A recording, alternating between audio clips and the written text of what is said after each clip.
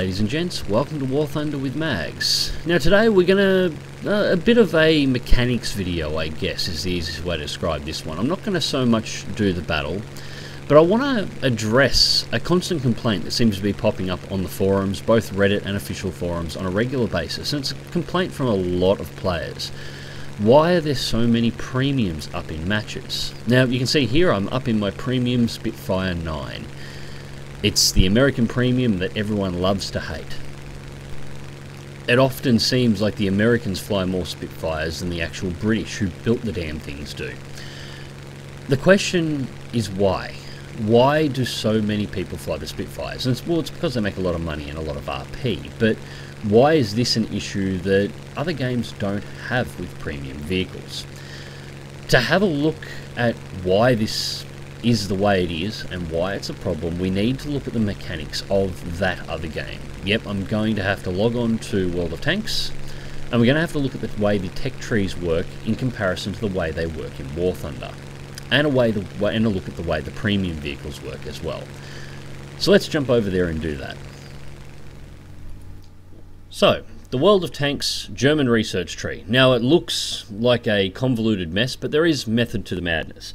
But first let's get a basic understanding on how the research system here works, just so we have a point of reference. In World of Tanks, the first vehicle you get access to is always your Tier 1 tank. In this case it's the LTR, the Lish Tractor, or otherwise known as the LOL Tractor.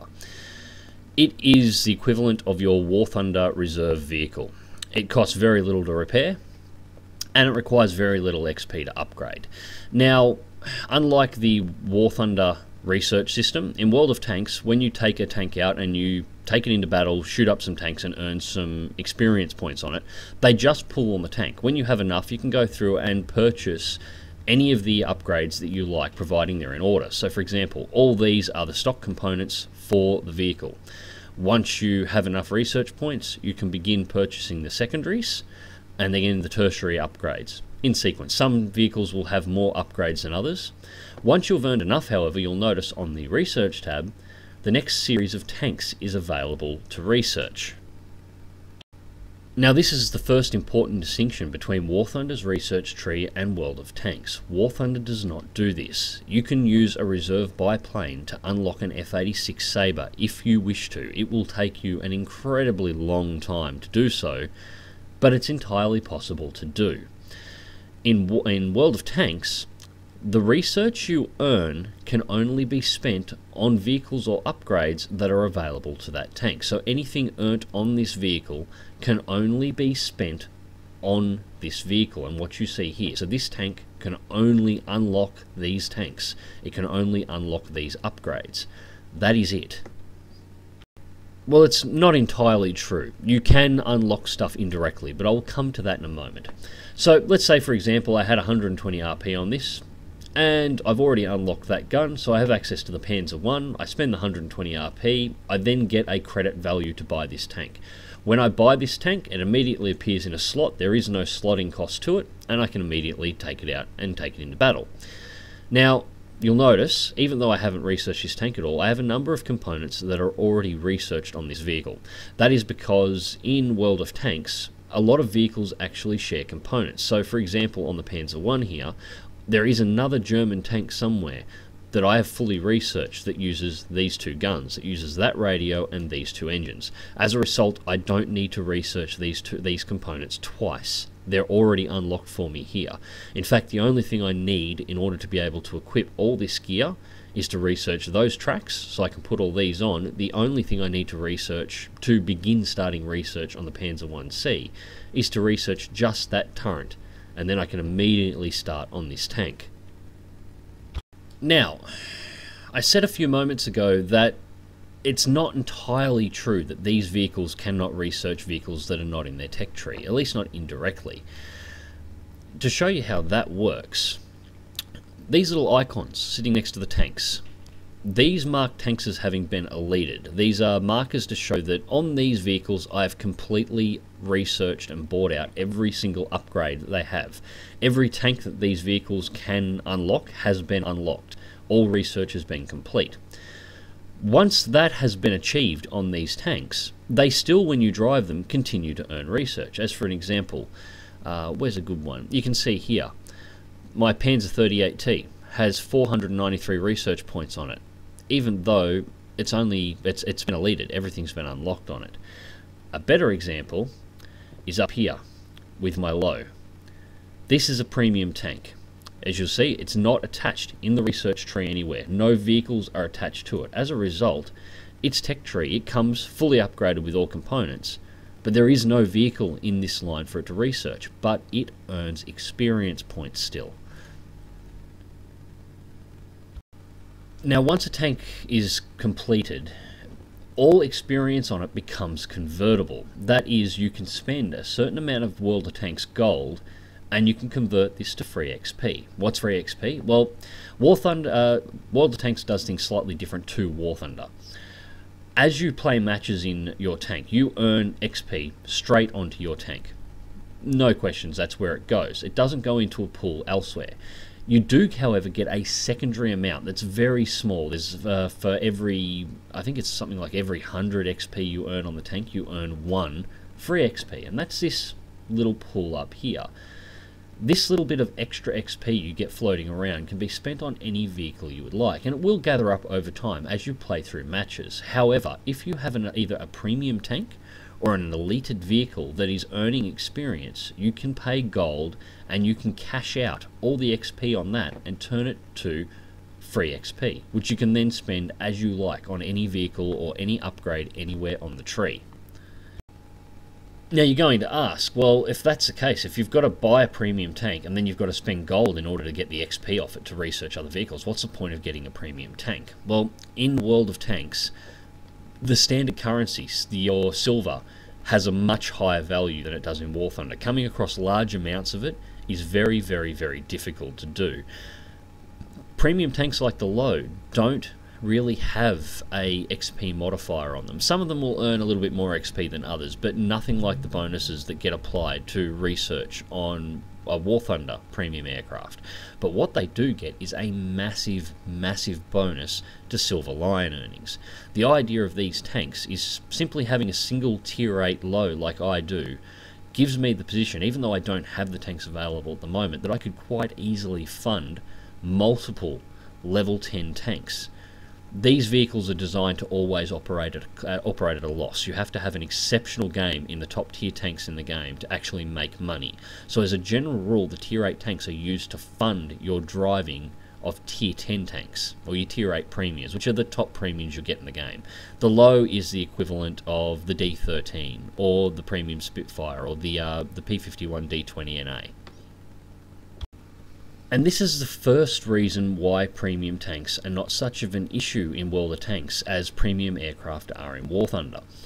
It's that why they earn incredible amounts of cash.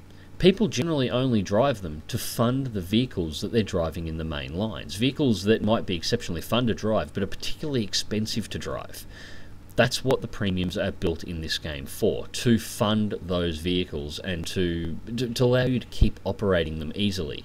You might have to drive 6 or 7 matches in a lower tier tank to generate enough money to fund these tanks, where when you've got a low, you might have to drive 2 or even 1 if you're particularly good with it. Now, the second reason games like World of Tanks don't have the premium spam issue that War Thunder does is because the premium tanks are generally inferior to what you unlock in the main lines. For example, the low. The low is a tier 8 heavy tank, but the main line also has a tier 8 heavy tank, the Tiger II. The Tiger II is pretty much superior to the low in every area. It has heavier armor. It's about the same speed overall. It has a better gun. The only real advantage the low has is it's got a highly accurate weapon, and it's got a very good mantlet on the front that can bounce a lot of shots. Besides that, it's softer, slower, and does lower alpha damage overall. The Tiger is better in every single way, or the Tiger II rather. That means in World of Tanks, when you're taking a premium vehicle into battle, you're accepting the fact, in pretty much every single case, that you're driving an inferior vehicle to what you could be driving if you're driving the actual vehicle that's in the line, in exchange for the fact that you have to do very little to make huge amounts of silver rewards, make massive amounts of credits. As a result, vehicles like the Low generally only get driven, or at least in my case, when I need the money for something. When I'm trying to run, say, I've been grinding my American lines out a little bit and I'm just getting very close to unlocking the T110E5 in my M103, and I've just done 10 battles in the M103 and they all haven't gone to plan, so it's cost me a little bit in the way of cash and I've got to make some back. I'll bring the Low out and smash through a few battles to recurve the costs. It could also be if some, say, trying to buy that new E5 tier 10 tank. I don't have the credits for it at the moment, so I'm likely to smash a few rounds in the Low to make the money I need in order to be able to purchase the vehicle. Outside of doing that, I will generally drive a vehicle that's in the main line because they're better. This, of course, leads me back to the skies over Kaban in my premium American Spitfire Mark 9, which is identical in every way to the Spitfire Mark 9 in the British tree that they get as a standard aircraft. Locked in mortal combat against the Russian Spitfire Mark 9, which is identical in every way to both the aircraft I just mentioned, and a single air kill.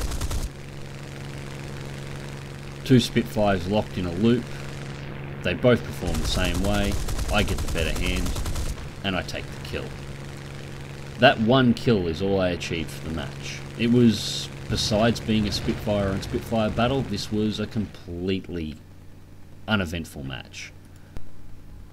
Except for the almost 56,000 credits that I earned and almost 40,000 research points that I got for that single kill and an assist. Now this was on an X4, but that's still a 20,000 research point single kill match on even just an X2, an easy 10,000 research points. These are not small numbers that I'm playing with. A single kill at no effort at all pulls in the kind of research that unlocks a third of an aircraft, or a quarter of an aircraft, or even just a fifth of a top-ranked jet in a single battle. Or this one kill, one assist match in the premium D13 that I mentioned before. Again, nothing special about this match at all, except that it was held on the same day, and that one kill and one assist pulled in 40,000 credits and 30,000 research points towards the ME262. Now, if you have access to a premium aircraft and you're not flying it while you have aircraft to research, it would be stupid of you to not use it, because these are the kind of rewards that pulls in with very little effort required, and that's why they are being spammed everywhere. They are an exceptionally simple way of pulling down huge numbers, and it's the way the research system operates is why they're allowed to be spammed like they do. Coupled with the fact that World of Tanks premium vehicles can range between $20 and $50 to $60 each. Meanwhile, the ones, most of them at least, in War Thunder range between $5 and $20 in order to buy. They're much cheaper to get into. The D13 pack is a quarter of the cost of the Low on War Thunder, yet it's the, in World of Tanks, but it's the equivalent of the same machine. And you don't need to spend gold in order to get the research points off this aircraft in order to research your way into what any aircraft you want in the game. Now, I do like the way the War Thunder research tree operates. It's a lot less grindy than the one in World of Tanks. It's a lot easier to get into and a lot easier to unlock aircraft in order to continue playing, and tanks will be no different. The biggest problem is the way this system operates is what allows premiums to be spammed and encourages premiums to be spammed in the manner that they are.